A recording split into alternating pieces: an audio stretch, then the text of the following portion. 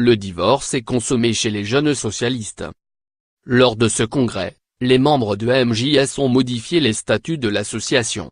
Toutes les références au Parti socialiste ont été supprimées, donc nous ne toucherons plus de subventions du Parti socialiste, l'ensemble des permanents et moi ne seront plus rémunérés, nous ne serons plus dans les locaux du Parti socialiste, et je ne serai plus membre des instances nationales, expliquait la présidente des MJS Roxane Lundi, qui a annoncé il y a 2 semaines son intention de quitter le PS pour rejoindre Génération S, le mouvement de Benoît Hamon.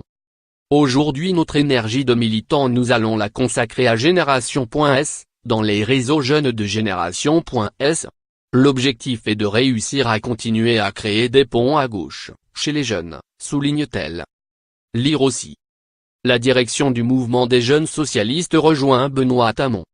Autre son de cloche et autre ambiance à Aubervilliers, Seine-Saint-Denis, où se tient les 7 et 8 avril le congrès du Parti socialiste.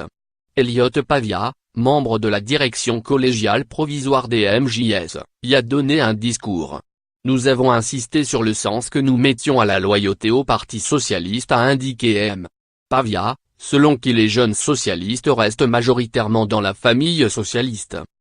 Impossible pour l'heure de déterminer le nombre exact de militants qui ont fait le choix de quitter le PS. Je n'ai pas de chiffre exact, mais ce que je peux dire en revanche c'est que 70% des militants ont voté pour notre liste, lors du congrès de Bondy les 10 et 11 février, affirme Roxane Lundi.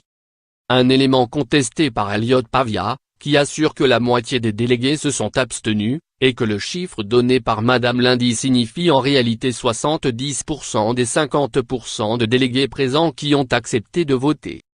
Lire aussi.